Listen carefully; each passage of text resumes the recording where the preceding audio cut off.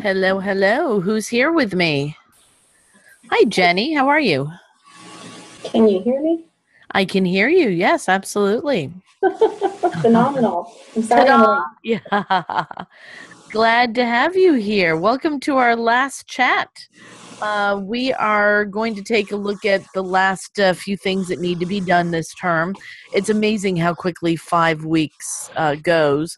Seems like we just started the 5 weeks. I think it's because it was a summer term that it went by so quickly. I don't know. Did it seem like it went by quickly for you? I had my two kids all summer, and I have a full-time job, so the school thing, nothing went by fast for me. When are your kids going back to school? They actually started on the 10th. There you go. Wow. So they were back early. Oh yeah, Arizona schools are usually out before Labor Day and back in before, or I'm sorry, before Memorial Day and back in Okay. before Labor Day. Yeah, my niece and nephew out here in Missouri, they were out around May 20th, and they went back on the let's see, the 12th, I think, here in Missouri, and my niece down in Little Rock just started on Monday. In the last meeting that I just did, I had a student. She was going to do the meet the teacher thing. Her kids were starting next Monday. You can hear it in the parents' voices that everybody's ready for the kids to go back to school. And That's it's really funny good. because I was out of town for a couple of weeks, and when I got back into town, I noticed like the difference in the traffic pattern and everything because it's like, oh wow, all the kids are in school, so it's quiet during the day, and it's kind of I realized, gee, yeah, you miss that kind of last hurrah of summer. So well, good. I'm glad your kids are back in school. I'm sorry that the term didn't go by quickly for you, but you know what? Here's the thing: we're in the last week, and then you'll have a break, and then maybe the fall term will go by quicker. Hopefully, I know that you were able to listen to the recorded chats that I did because I was in no man's land for a couple of weeks, and hopefully those were helpful to you. I asked the class last hour if you think that these meetings are a good thing. What do you think about that? Um, I've noticed this is only my second class since I began this degree. Okay. I've noticed that it's really hard to hit the 300 count for describing these Okay. tasks. They're extremely informative. I have benefited greatly from the quick reviews of the discussions and Okay. all the points that are made when we talk about the written assignment. So that's really helpful. Okay.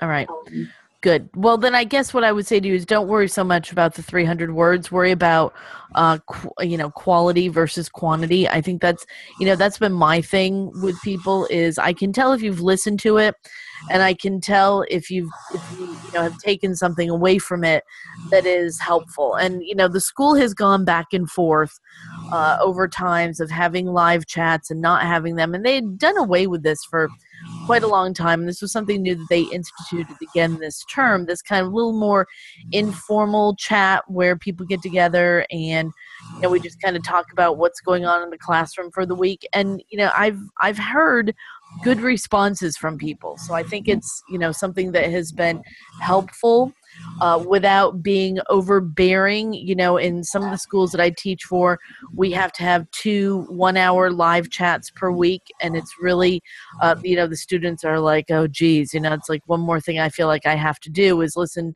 to or come to 2 more hours of like a live classroom setting, and it's a little bit much for some of them. But the ones who do come, I think, do a lot better. And I think the same I'm seeing is true here, that the people who at least listen to these archived meetings that we put up, if you can't come live, are able to pick up some hints and tips, because really, I don't know anybody who teaches for this school who's trying to hide anything. I mean, we want you guys to do well.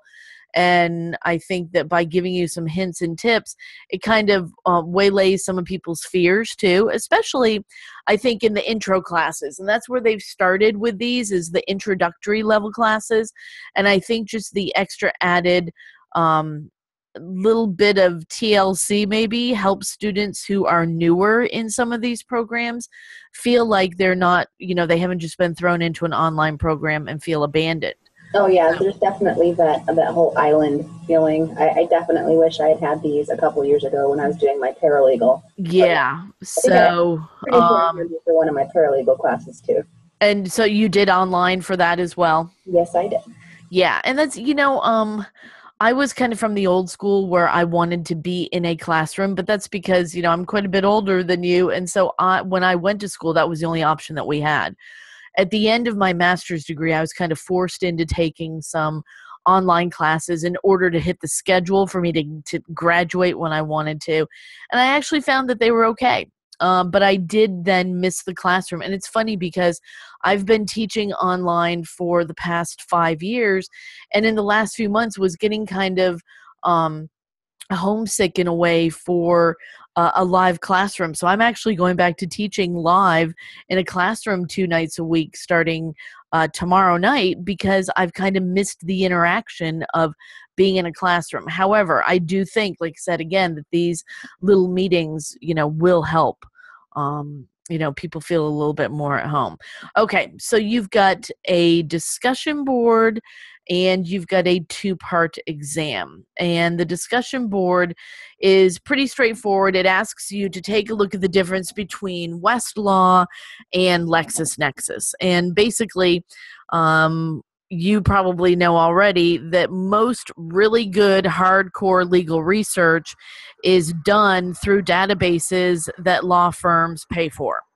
And Westlaw and LexisNexis are probably, the two biggest ones that people are familiar with. When you go to law school, the both of these companies are trying to woo you into their court so that when you get done with law school, you will choose one over the other to be, where you go. And I started with Westlaw thinking that that was going to be the one that I was really going to like. And I stuck with that for my first year of law school. And then I can't remember if it was down one day when I went to the library or something. So I was kind of forced into using LexisNexis. And then I ended up finding that I really liked that one.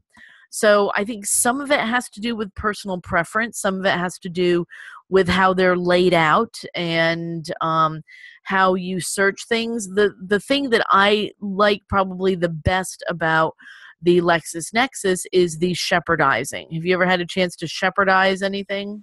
I only got a chance to use that when I was actually in Okay. school. All right. I haven't had too much use for it yet. Okay. So shepherdizing is great though, because as a paralegal and as an attorney, the last thing you want to do as a paralegal is to write something and um, give it to the attorney and have the attorney find out that it was not good law anymore because it was overturned. And the last thing that an attorney wants to do is get in front of a judge and have the opposing counsel, or even worse yet, the judge go, hey, that was a great argument if the cases that you just cited were still good law, but since they were overturned, then not such a good thing. So shepherdizing is great because it will show you if the case that you're looking at has been overturned. So that is one really good thing that I did like about LexisNexis. So that discussion board asks you to take a look at those, and then your other exam, that's 2 parts. One part is more objective, which is the true false multiple choice type of questions where you go in and you answer them. And I told the people last hour too, I said, probably best to have your book nearby, and if there is a topic that somehow it eludes you, look it up in the back of your book, or have another uh, window open and be able to let's see who is trying to figure out. Okay. Okay, all right, no problem. All right, with part one of the final. Okay. And it's probably also a good idea to have another window open so that you could do some quick research. Do you know what was the issue that you had with part one? One of the questions, and I had this with my last class too, where the way the multiple choice was set up, it actually gave me an answer that wasn't even in our textbook, like at all, anywhere. Okay. As being the correct answer, or as being? I chose what I believed was the correct answer, and I included an excerpt from the test that pointed to it, and then I copied and pasted what Moodle said the answer was. Which okay, all right. I searched, and it didn't exist. Okay, all right. If you want to email that to me as well. Okay, I emailed it on, what was it, Monday? Did you? Okay, all right. Let me go back in and take a look and see if it's there. Because what I do with those is I will forward those on to the administration. If it's an answer that I believe is the correct answer, then I'll ask them to go ahead and take a look and see about adding a point. So. And I did have the same problem with my last class. Did you? Okay, all right. Set up incorrectly. Okay, all right. So you see, here's the joyous software systems are not perfect. So. Hey, I learned that the hard way. Well, absolutely. Okay, so then part two is more of short answers, short essays, so to speak. And there are 10 of them, so it takes a little bit of time. And I told people last hour, I said, if you do 2 a day, Wednesday, Thursday, Friday, Saturday, Sunday, that might be a more palatable way of doing it than sitting down, although some people would rather sit down on Sunday morning and knock the whole thing out. Whichever way is most comfortable for you, obviously, is the way that you're going to get it done. And of course, it depends on what your work schedule is and where you actually have the time to do it.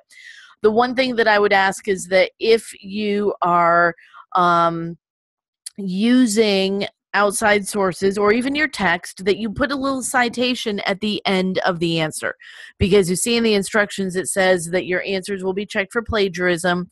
Also, please make sure that you proofread and that grammar and spelling are correct, because this is not timed, so you're able to spend whatever time you need to go in there and type something that makes sense. So when I read it, it sounds like it is been logically laid out. So what are recent developments in licensing of paralegals? That's kind of been a hot topic for the last few years. There are a lot of people who think that paralegals should be licensed. They think that it would give more credibility to the profession and would allow paralegals to be paid more. There are others who say that they shouldn't be licensed because that's kind of stepping a little bit too much onto the toes of the attorney, and we don't want to blur that line of what happens when legal advice is being given, because just because a paralegal would be licensed to practice as a paralegal doesn't mean that they're given the full authority to give legal advice the way that an attorney does. So take a look at that and see what you have to think. Let's see. Number 2 was advantages and disadvantages of doing online legal research. Advantages and disadvantages. When I was in law school, they taught us how to go back and use the books just in case we had a power outage or the internet blew up. But by and large, most stuff done now is done online.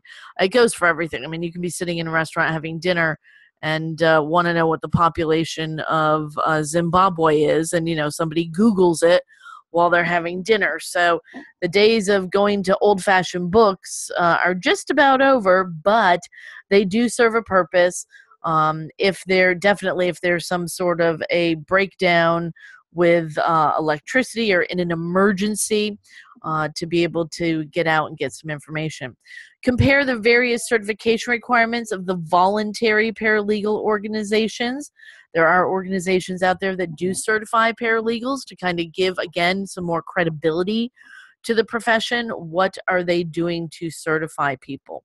What impact has the American Bar Association had on the paralegal profession?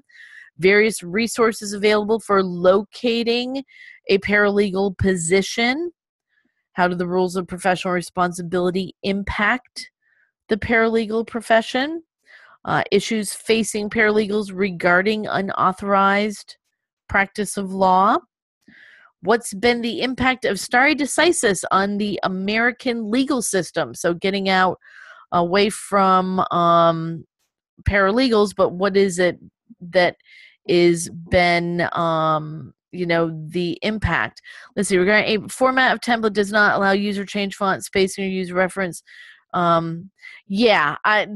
for these basically. And again, I'm not going to be so worried about the format of your citations at the end of these little answers, Jenny. I just want to see, if you have used a source, that you tell me what it is. Okay, so if it doesn't come out looking, exactly perfect, don't worry about it. I'm more worried about knowing that you used the source than, because when you're typing into this template, it's a little bit different. It's not like a pretty Word document unless you want to type everything in Word and then, copy and paste some things in. What are the advantages of alternative dispute resolution? So ADR. What are the advantages of ADR? Let's see, what else have you typed?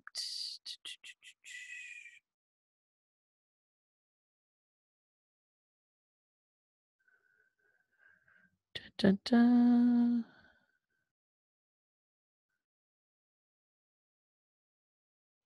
Okay.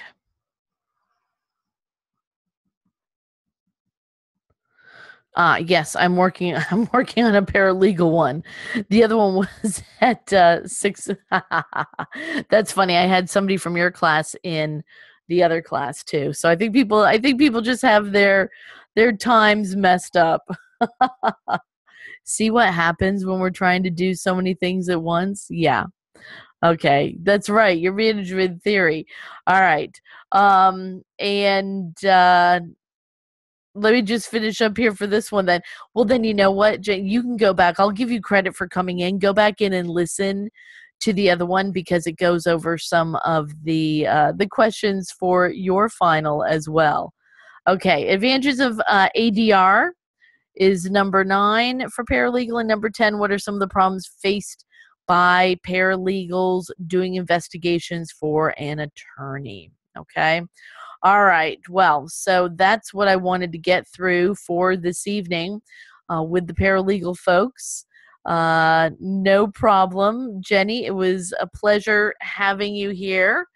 And because you've been through a paralegal program, you probably would have been a really cool person to chime in on some of these issues. But as I said, I'll go ahead and give you the credit for having attended, and you can go on in and just quickly check out what we were talking about with the other. And I will go ahead and look for your email. I checked email, and I didn't see new stuff when I was in there yesterday, but I switched computers too, so it may have left something out somewhere, or it might have something that I thought that I read didn't get read. So I'll go ahead and take a look at it, and I'll let you know if I don't have information about the problem that you had with the first part of the exam. Okay. All right. Okay. Then I'm going to go ahead and close out this paralegal meeting. Tell everybody that it was a joy having you all in class. Thank you for working hard, and enjoy your break. And I'll look forward to seeing people in another class down the road. So everybody take care and have a strong finish to the term. Bye-bye. Thank you. You're welcome. Bye-bye.